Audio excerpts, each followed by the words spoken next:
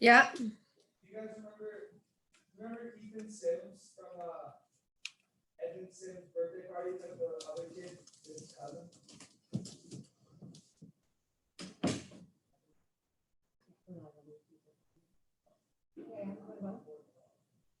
That's okay. No one else is for the meeting. Yeah, why? Well, it's yeah, they got Easter party. That's fun.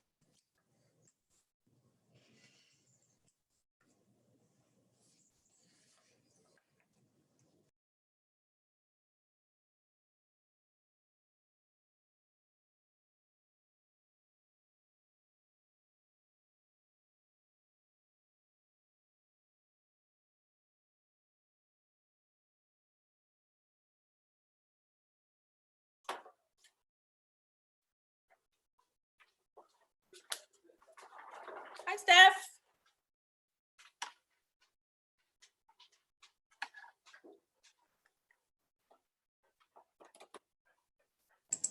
How are you? I'm good. I just want to let you know I'm recording the It's not a big commute to the meeting. just to let you know I'm recording the meeting, and I've also got we're live on YouTube now already. Okay. So All right. So watch what I say. it's on. Okay. Did you have a chance to look at the short-term? Yeah, I did. I've printed it all up actually. Okay. So I have it with me. I'm just going to plug us into my Yeah. Ethernet. Take your time. I'm going to put myself on mute and let you settle. Okay. Sure. Actually, you can put me on mute too.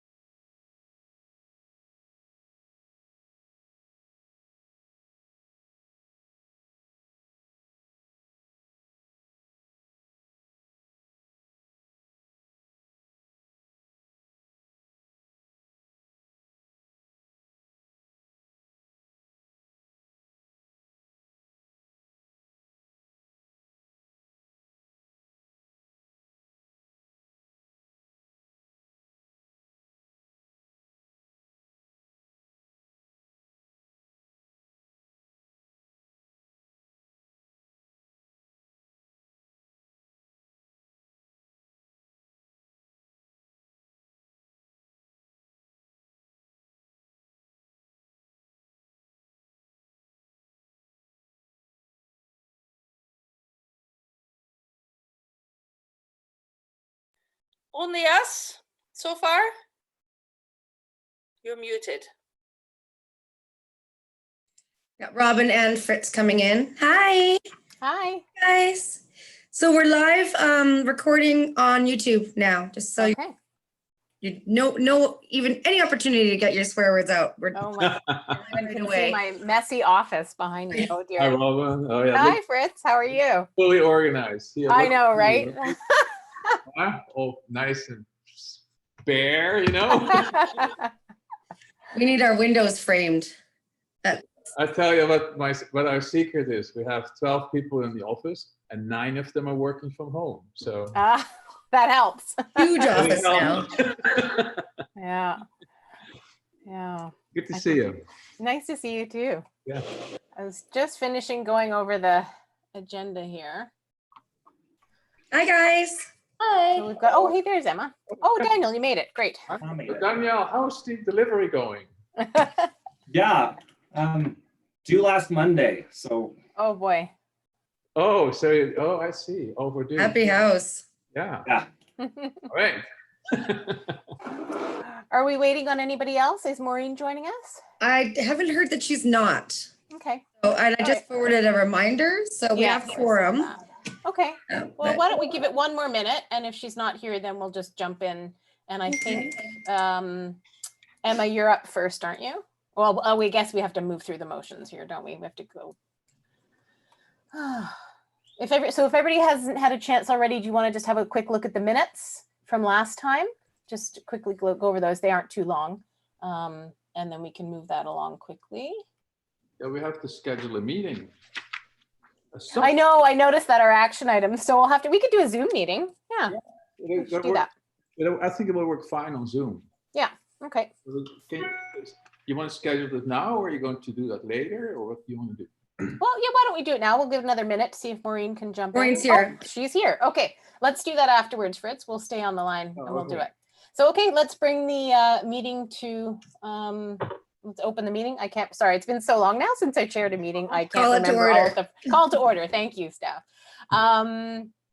And I'm just gonna fix my screen so I'm not always looking away. I have 2 monitors, so I'll see if I can get this on. Yeah, you have- So approval of the agenda. Does anybody have any questions about agenda changes? Maureen, I see your hand. I had scheduled an hour for this meeting because I think that's what it originally was. Yeah, So I have to leave at 1. I have appointments with my students. at all 2, okay. afternoon. Yeah, at 2, sorry. Yep. So I don't know if that affects the order of the agenda at all, or. Let's see, Emma, Daniel, I'll leave that guys up to you. Is one or the other of your presentations more important for Maureen to attend if we're crunched for time? Or is she's seen both of these, hasn't she, at council level? Yes, I have. So Maureen, then maybe the question is for you. Is there one or whether that you would prefer to be involved more with the discussion? I think we can kind of be efficient and get through it, but Okay. yeah, Let's okay. go. Let's proceed as normal. Okay, so motion to accept the agenda. Yeah, thank you, Allison. Second, or do we just all in favor? Yeah. Yes, okay, agreed. Adoption of the minutes. Any comments on the minutes from last time? Thumbs up. Okay. Seeing none. Okay, move the minutes. Maureen, did you move them? Was Yes. that- Yeah, okay, second, we're all in favor of the minutes, accepting them as is. Fritz, you're all right with the minutes as is? Well, I wasn't at the meeting, but I read them. Oh, that's right, you weren't. and Okay. they came up, so I'm fine. Yeah, okay, good. So accepted. Moving along. So public comments. How does that work with these committee meetings? I guess we just don't have. Yeah, it's not as big as council, so Yeah. it's open and people aren't here. So Oh, right. So, but it was like posted on the open. site? Okay, so it was actively posted. Okay, so yeah, no public comments. Good. not public promoted, but No, but it was accessible. It was available if people looked for it. Okay, great. So action items from the previous one. I think it's just us scheduling that meeting is really the only action item. So let's leave that. Let's leave that for the end, and just if that's okay, and Fritz and I and Daniel can schedule something, and we'll just jump into these reports. So the first one up is Emma Chow with bylaw amendments for short-term rentals. Go for it, Emma. Thanks, Robin. So I'm just going to go through a quick presentation. It will be similar to the one that was shared with council. And then we can go through comments.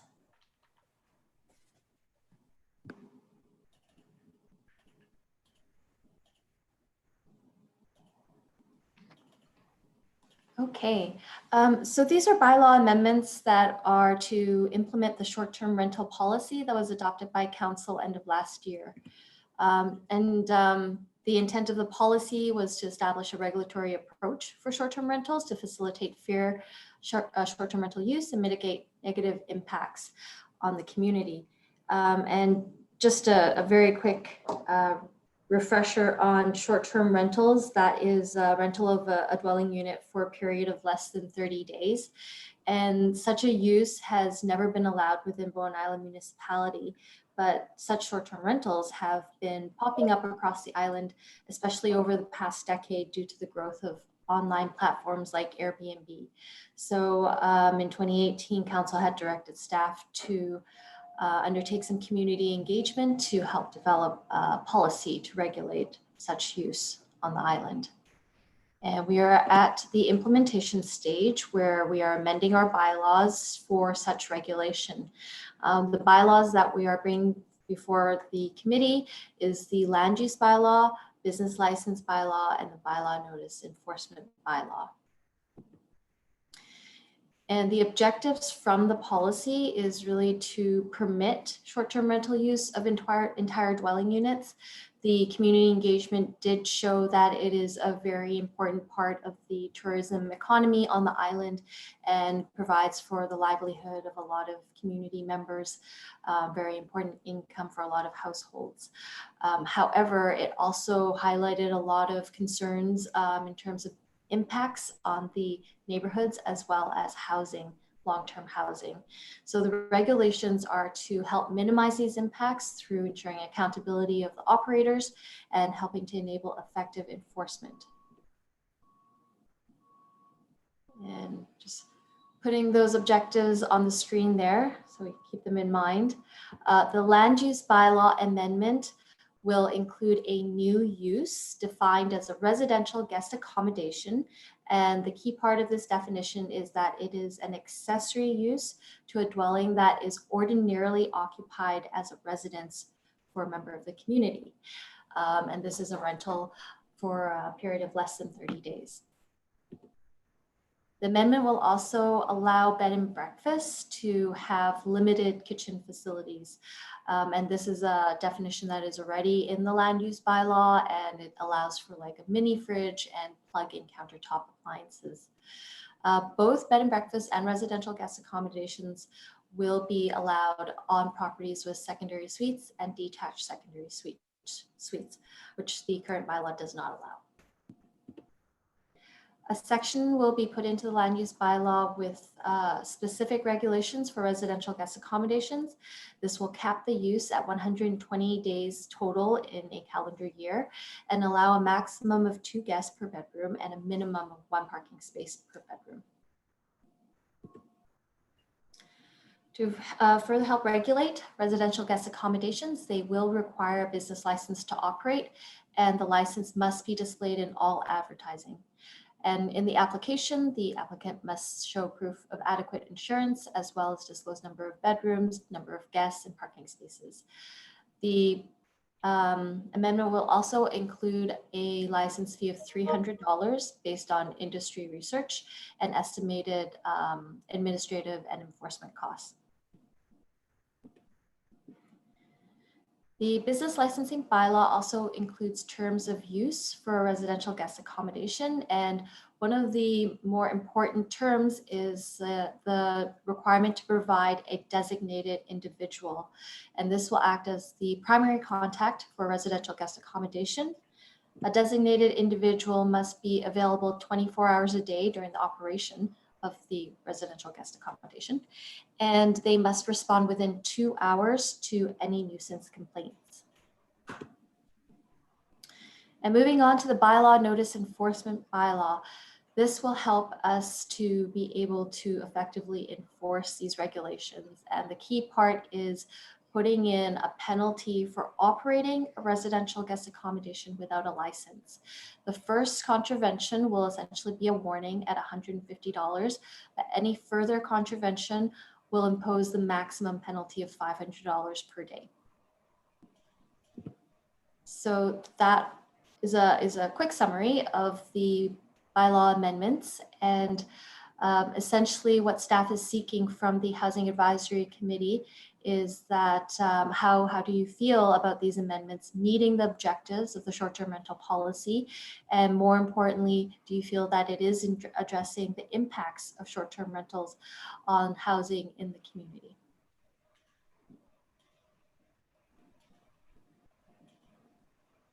I open it up to comments now. Great, thank you, Emma. Does anybody, Fritz, Allison, Maureen, does anybody want to start, comment? I can't see everybody on the, oh, I can flick around here. Oh, there we go. I feel that this is very much like it was discussed at the Housing Advisory Committee. Like, like, is it like, it's a bylaw, but if the bylaw will not be successful, then council can always adjust the bylaw. Is that correct? Yeah, the implementation schedule will have a report back to council in fall of 2021. So There will be a review then. if the applicants are aware that this is important, that they all behave like good children, because council may take some of the, kind of withdraw some of the bylaws or revise them, then it's kind of like a pilot project, isn't it? I just had a question concerning on page 19 of the document we were sent, your land use bylaw. I'm just slightly confused. It says residential guest accommodation means an accessory use of a dwelling unit, yada yada yada, and for clarity, does not include a bed and breakfast, commercial guest accommodation. And yet on your presentation I just saw now, it said it does include a bed and breakfast. No. Okay. I think that's an important distinction. Emma, could you clarify? Because my understanding is short-term rental, this residential guest accommodation, is what's being limited to 120 days. If you Yes. operate a regular old B&B where you live in the house and you have a few bedrooms that you rent out, this limitation does not apply. You get to operate as you always have and continue to do that. Is that, am I correct? That's exactly correct. So And the definition, and I don't know if I maybe misspoke during the presentation, but the definition for residential guest accommodation explicitly excludes bed and breakfast. residential, and that's what we're talking about here. And short-term rentals is also known as residential guest accommodation. Well, specifically, as it is defined in the amendment, residential guest accommodation is a rental for a period of less than 30 days of an entire dwelling. Okay. Okay. I think I'm still confused. That's all right. What's confusing, Allison? Well, we've got different terms. We've got short-term rentals, which we're saying can be used for 120 days. We've got residential guest accommodation, which can be used for a period of less than 30 consecutive days. Can I jump in, Allison, to clarify some of those? And Emma, please jump in if I'm incorrect. Short-term rental, I think, is like an overarching term. And I think that is defined as less than 30 days. Because if you're over 30 days, you sign a residential tenancy lease and you're under the Residential Tenancy Act. So anything under 30 days is considered very broadly short-term rental. Like it's a big, broad term. My understanding was our short-term rentals we could rent out for 120 days, a maximum of 100. No, let me keep going. That's Okay. an umbrella. So short-term rental is a big umbrella, and that includes less than 30 days. That's the definition. Over that, you're into a long-term lease residential tenancy. Under that umbrella, on Bowen Island, we're going to say we can have bed and breakfast is one type of short-term rental. And then now we're calling it, as opposed to Airbnb, which is kind of the common term, these residential guest accommodation is the new term we're making up. And they're two things under the same umbrella. They're all considered short-term rentals, less than 30 days, but they're two different things we're talking about. So one is B&B, where the person lives there all the time. They're operating it, their bedrooms in their house. The other one, this residential guest accommodation, is different in that it's like self-contained. It's a secondary suite. It's a little shack on the back of your house. Like it's more self-contained. And that one is the one that's limited to 120 days. Okay. And so from our point of view and our feedback last time this came to our committee, and we did have some discussion about it, was that I felt it was a good balance, the 120 days. I think some people on the committee felt it was a little too high still, but it struck a nice balance between if people have these self-contained units that theoretically could be rented full-time, could be rented long-term, right? Because B&Bs don't fall into that category because generally they're bedrooms in someone's house. So that's not something that could be self-contained and rented long-term. Whereas these residential guest accommodation units, in theory, could be rented long-term. People are choosing not to for their own variety of reasons. So this 120 days, in my opinion, strikes a nice balance between, okay, you can rent it out short-term, make a lot of money, have the flexibility to use the space as you like for your own visitors or whatever it is that you want to do. But you're not making so much that in theory you'd make approximately a similar amount renting it out full-time all year to a long-term tenant. So it's this nice balance that there's less of a financial incentive to rent short-term. We're trying to take away the financial incentive to rent short-term. If people choose to, that's fine. That's their right. They can do what they want with their property in that way. But we're trying to say you shouldn't be, I want to make the most money I can to pay off my mortgage and have some extra cash, so I'll do short term. Yeah. We're saying we should regulate it so that it's limited, so that isn't their incentive. Their incentive is to use it the way they want and try to incentivize them to rent them long term to long-term tenants. Just very briefly then, if they were to rent it for 120 days at $100 a night, which is low, sure, you could still make $12,000 doing short-term rentals. Yeah. Which is probably a fairly strong incentive to still do that rather than to do rental. Yeah. Where for rental, they might be able to rent out the whole thing, say for $1,500 over a 12-month period. I can't figure out what that is, but. Well, it's 12,000 versus 18,000. That's right. Right. Well, I mean, you can throw the numbers around, and there's certainly tough ones, but yeah, I mean, the other thing that I think sometimes when people run the numbers is they don't consider that when you're actually operating one of these short-term rentals, it's a part-time job. Yes, it like is. Managing the bookings, doing the cleanings, all of that kind of stuff. It's not like it's free money coming in, you just have this space. Yeah. So that's part of it as well. Whereas technically when you're a landlord and have a good tenant and a good space, yeah, it's much lower maintenance and requirements for that.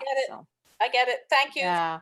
So no, yeah. I don't want to take too much time on this because I'm okay with it. If it's my preference, I would make it 100 days, but that's okay. I'll go along with 120. And I think that was our discussion last time was I remember. Several of you wanted it lower and lots of other people from other committees and in the public want it higher. I feel like it strikes a nice balance. Yeah, pick 90, pick 120, pick a number.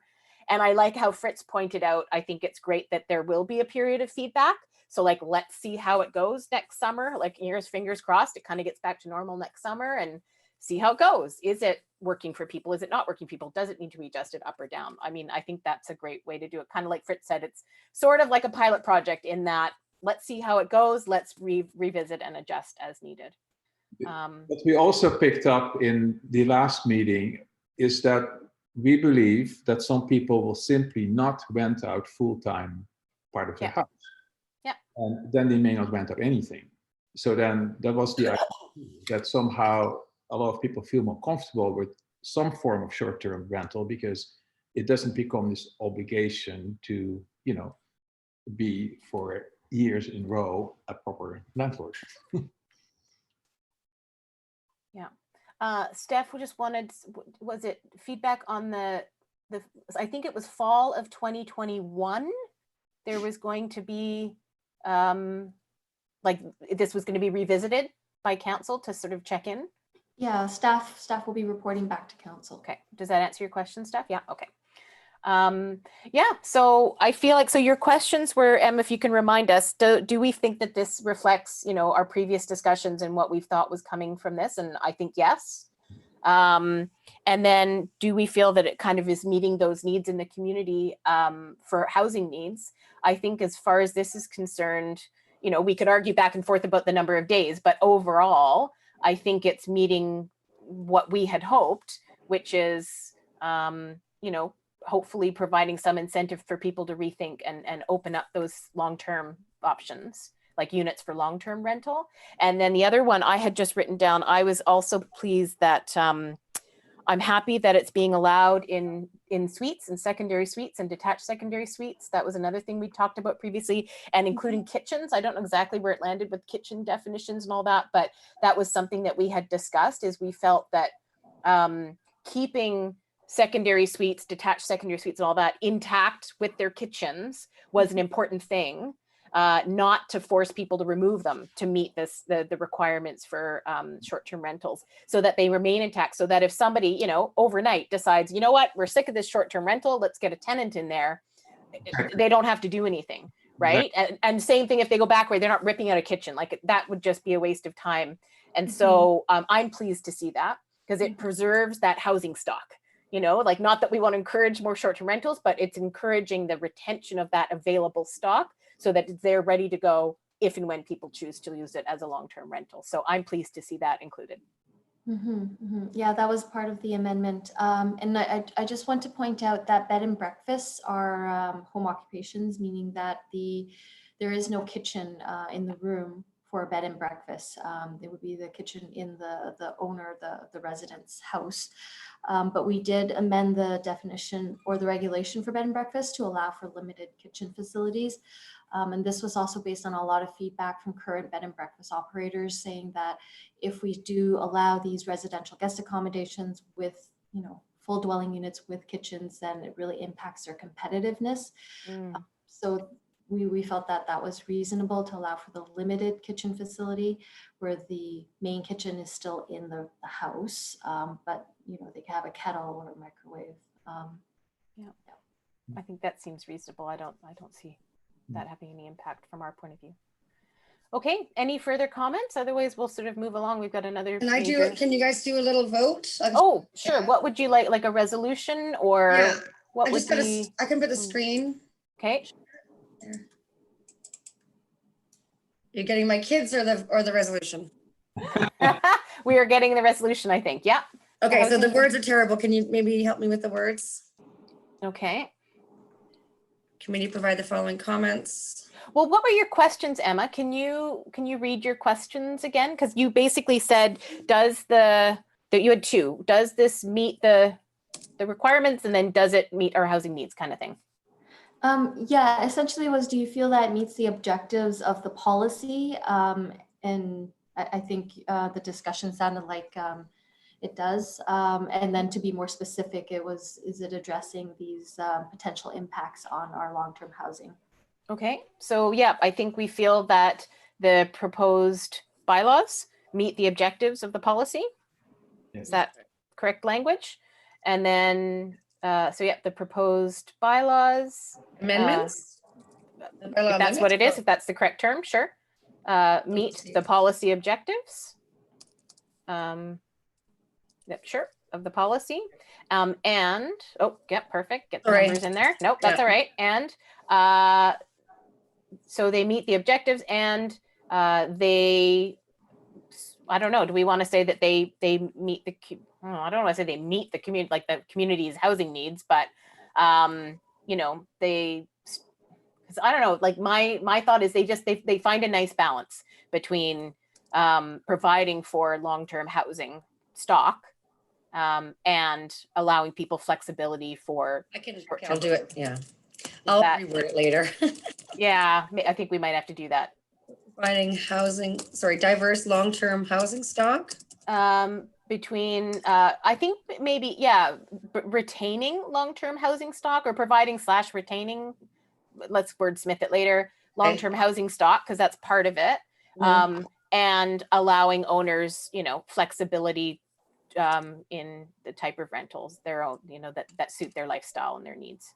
You know, you can even say retaining and providing long-term housing stock, because I can see that this can encourage people to build suites that they later rent out. Yeah, yeah. And allowing owners flexibility to rent the space to suit their needs. Because that's really what we're saying, right? Is we can't force anybody to long-term rent to long-term tenants, but this allows that flexibilities there for current owners and future owners and all that stuff. Okay, and I'll work on it later. Okay. Here. Add that one thing that the Housing Advisory Committee feels comfortable because staff is going to give feedback and then council can. Okay. Yeah, I think that's a good one. That It makes it more easy to. yeah, the Housing Advisory Committee I look forward to hearing review after. looks forward to the fall 2021 review of the bylaw to see how it's working for the community. Yeah. Does that sound reasonable? Yeah, and the council can then decide how to proceed because, like, it's much easier to make a decision if it isn't like cast in stone, Mm-hmm. Okay, I'll reword that later. I've just got so many balls in the air right now. We can. Yeah. Okay. Is Sorry. everybody okay with that? Yep. Carried. Yes. Yep. Hands. Okay. Great. Where's my head? Moving on. Yep. Hands are up. Perfect. Carried unanimously. Thank you, staff. Okay. Okay. And then next on the agenda is Daniel, right? Let's see. Oh, so I'll get out of the. There you go. Yeah. So Daniel's up with the housing needs report. Take it away, Daniel. Okay. There you go. So at the I believe our last meeting is when Urbanics presented their preliminary findings to us. Urbanics has submitted their final housing needs report, and they presented it to council. I believe at the April 14th council meeting.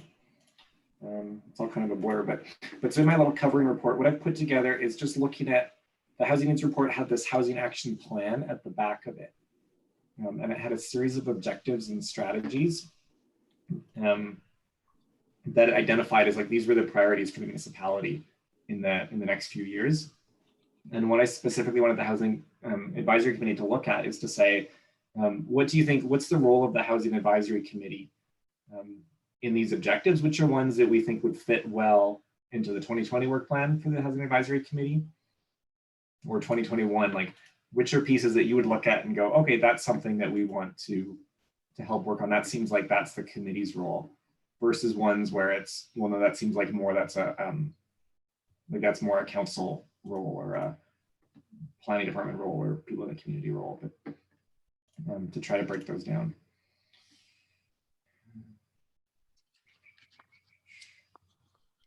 Okay, great. Does anybody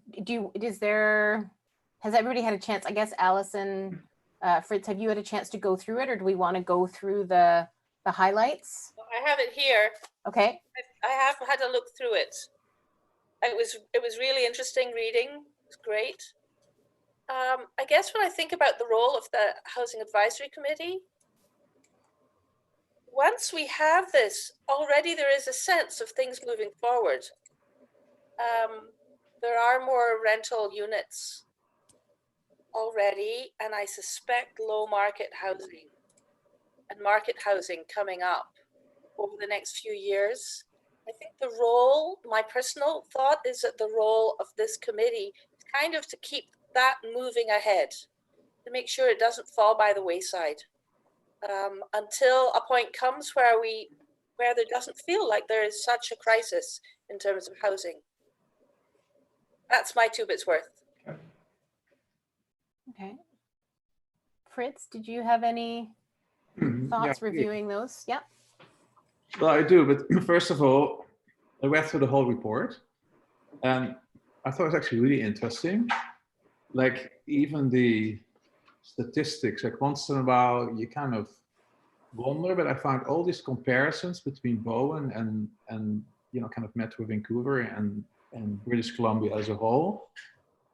Really interesting. And also I kind of almost felt that that last part where from page 56 to the end, where their kind of recommendations are, that kind of needs a specific meeting from us to go through, because like I read the whole report. I do know what we're trying to achieve. I do know what all the potential is in changing or revising legislation, which seems to be easier now because like if council changed the secondary suite bylaw, and if the next thing goes forward, then that's just another thing that goes forward. You know what I mean? It seems to be easier than I thought. You know what I mean? That how bylaws are changed by council. So then I can see that in the land use bylaw, there is all kinds of bits and pieces that council can change. And if they're delivered, not like a huge document, but in digestible bits, so to speak, that actually is really useful, because it keeps everybody thinking about it. And you know, like for instance, the rental ready secondary suite, you know, with the density bonus. You know, the idea of using square footage FSR. Every municipality does that. You know, I'll be very clear about it. That's the tool of Bowen Island. If you don't use it, you lose control. So like, I think all of those things will become actually clear, like how they relate to this report, because like there's a lot of things in this report. And actually, it's suggested in the report too. So it isn't just like us suggesting it, but it's in the report. You know, it says from use amenity zoning, do this, do that, right? So in a way, the report gives the Housing Advisory Committee and the planning department more strength in how they can help council make decisions. You see what I mean? So I think that this report is just amazing. I'm just going to make everything yellow that we need to be. And yeah, you know. Okay, great. Well, thank you. Maureen, did you have any comments, or do you want to hear my comments next? I don't have anything specific. I've gone through this a couple of times. It'll be coming back to council in various forms. So I'm more interested in hearing from other committee members. Okay. So yeah, I went through the action plan items as requested, and here, I'll see if I can move my computer around so I'm not facing sideways here.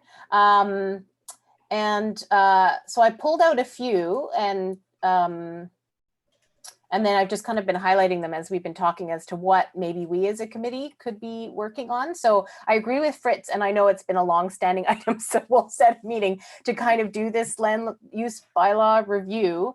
And I know I just opened up, as we were talking, the report that we did earlier in the year. I don't think I have the final version, but it had started to address some of these. Like when we did it was a review for the detached secondary suites, and we sort of threw in, I think, a couple of extra things. I can't remember what made it in the final report, but I think us continuing to work on that and I was really pleased to see in this report that there were a lot of things like pocket neighborhoods and suite ready and all that kind of stuff, the same things we've been talking about. So that was nice to get that reinforcement that we as a committee have been on the right track. So I think we should continue to pursue those and create a report or whatever that format looks like, so that it is a document that can help the community and council know that these are the directions, and now having this huge report to back that up, knowing that these are the directions that we should be taking for development and the creation of housing. So that's one thing for sure. One that I had flagged that's something maybe as a committee we could do. I'm not sure. They had flagged explore rent bank, and I know this was an info item on one of our last agendas, and I don't know much about it. There's one on the Sunshine Coast. Maybe that's something we as a committee could reach out to them, understand what it is. Can we take part in it? I just don't know enough about it, so I feel like that's something as a committee we might be able to explore and see what might happen with that, if there's anything there. And then another one, and these are all, sorry, these ones are under the third address housing affordability.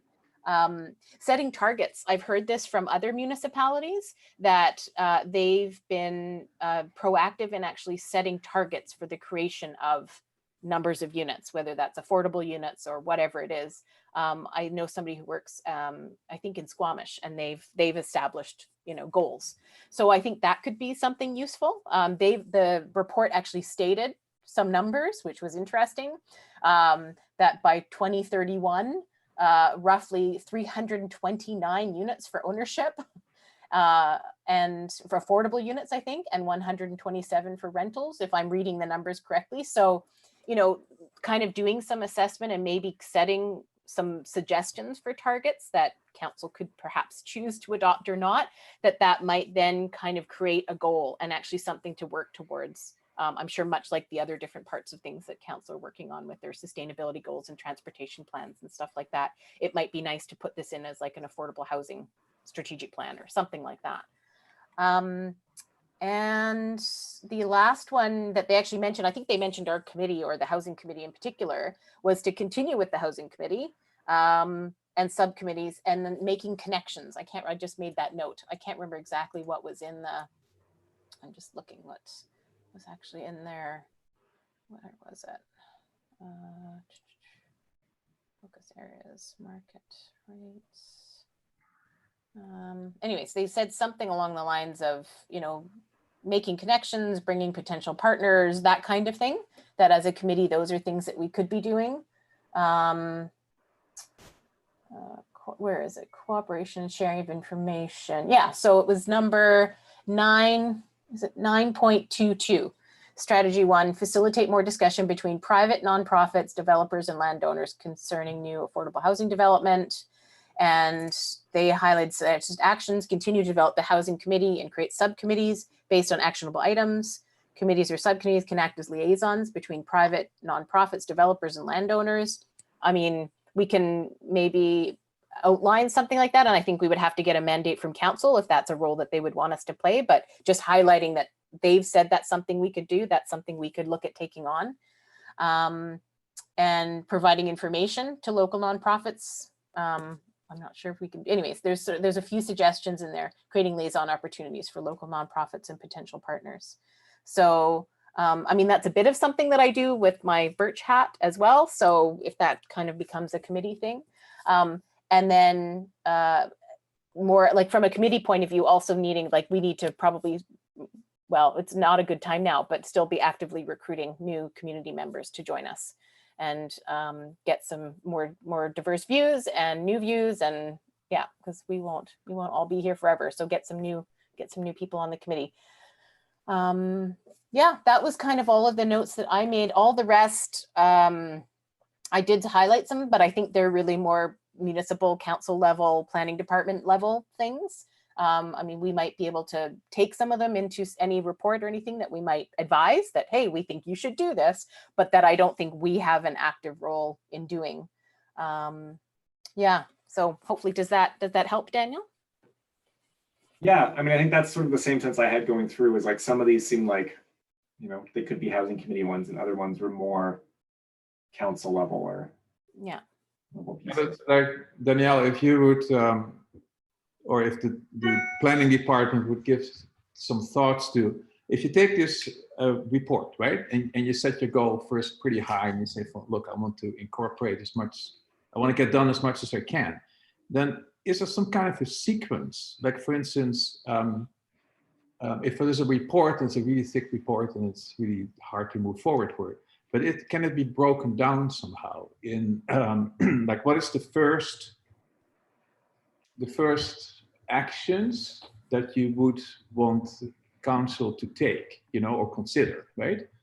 Then, like maybe if you take at all these strategies or goals, and you try to put them in some kind of order, just would that work?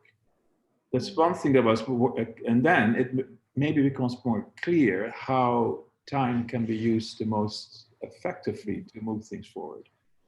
There was one, then somewhere I read, but I can't remember where now, is that, and my name was somewhere on it, that I think, Danielle, your name was on it and mine and somebody else, that identifying suitable lands where certain things can happen. Like there are opportunities probably all over the place that people drive by or walk by all the time and don't realize they're there, right? Then somehow, like if there is even the community lands, like, you know, are they all community lands or are they lands with different opportunities? It's a different way of looking at it. It's a step further. It is more like, so I thought that the kind of scheduling thing in that suitable lands, then I think the way we would go through the LUB. I mean, I would again go back to first doing the definitions, take another look at it and see how that can be made more concise. And to get to draw people in, it's easier to take a few definitions that have high impact on how some of these bylaws pan out. You know what I mean? Instead of going into too much detail. You know, it's almost like there are definitions, but some of them are key, have tons of impact. Then in the bylaws, it's the same. And then some of that can move into from, okay, you want to try it? Maybe it's a pilot project, you know what I mean? Or it's a spot zoning, or it's something, right? Yeah. Allison, I saw your hand go up. Yeah. I like the idea of combining Fritz's concept with Robin's concept and saying, okay, let's set some goals that come out of this report for a certain number of market housing, certain number of rental housing. How do you get there? Very specific about it, and then work backwards from there, and then say, what are we already producing that we know is in the works, is in the pipeline, and the timeline for getting that going. And we've already done that. A report was put together last year or earlier this year of what's in the works, and then say, okay, then we move towards Fritz's one, and what's in the way of us achieving those goals in a way that's timely and yet realistic at the same time. Yeah. The fact we're actually building and encouraging building of residences. But all the developers on the island are well aware of this need. And I would love to see more concerted coordination. Now, maybe it's already happening with the developers and with council. But I'd love to know more about what's actually in the pipeline, have it very specifically laid out for us. That's it. Yeah. And I think as a part of that would also be talking with our head of public works, because I think there is some sort of overview going on about servicing and capacity and stuff. So that would be part of it as well. Yeah. Yeah. So I think that's good. It sounds like we've got another report ahead of us, one or two. And I think those, in my mind, kind of are good ways for us to move forward. Steph, was that your hand up? Did you want? So Daniel, for the council resolution does say they want review and comment from the housing committee. Can we just say that the committee thinks this is an excellent document and looks forward to developing next steps based on the recommendations and priorities identified? I don't know if you want to say Is that excellent. enough, or do you want more specific? Or I mean, that's fine at this point. We say, yeah, you know, you'll be incorporating the appropriate ones into the work plan. And yeah, and I mean, I can email you the ones that I've highlighted, and then what we've kind of just talked about in terms of maybe a report on goals and future ones, and then connected to a separate, you know, this land use bylaw report that we're talking about. So I'm happy to, I can summarize the ones that I just talked about and provide that.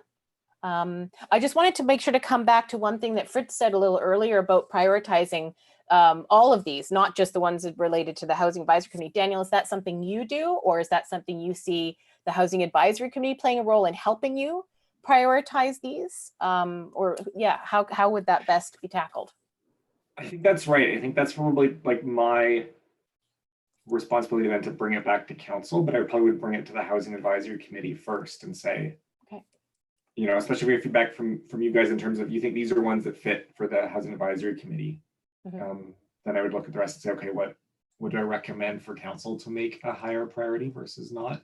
Or even some way of showing like, you know, these ones are like, so we just did a climate action plan, and it sort of, David Hockey, when he did it, grouped it into like, which ones are quick wins versus which are, you know, sort of some timing of priority and also like effort level. Yeah, I like that. Yeah. Involved for council. So they know that, okay, this is a quick one that we can do that won't have a huge impact, but it'll do something and it's quicker, versus this would have an impact, but it's going to take money and take time. And right.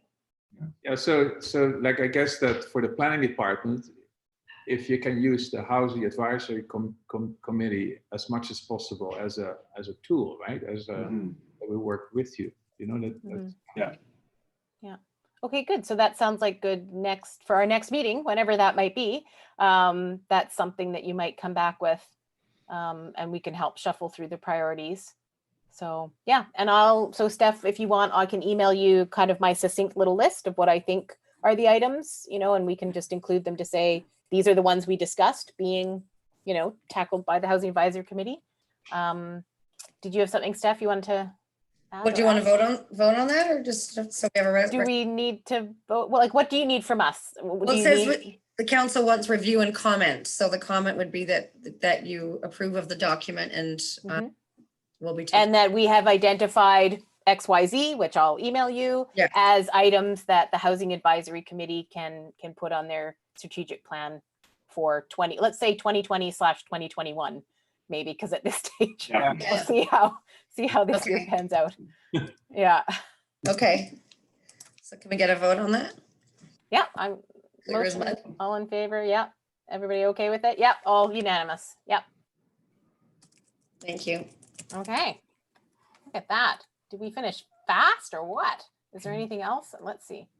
Let's schedule the meeting for the subcommittee meeting. Yes, we'll do that. Anything else on our official agenda? I don't see anything. Information items. Is there anything else? Oh, Allison, yep. I just have one thing, and I may be so way too late to point this out, but on page 39 of the Urbanics report here, it gives all the different types of households. And unfortunately, they don't mention people who basically live on disability or on welfare. Oh, Now, maybe that's a given that because when they say the median household income, they have the lowest median household income here as being 37,000. Yeah. But for people who live on disability, it's closer to 12,000 Holy shit. a year. mhm. Well, I think as median, I'm not good with statistics, but I think median means that that's taken into account because it's the Okay. middle. All right.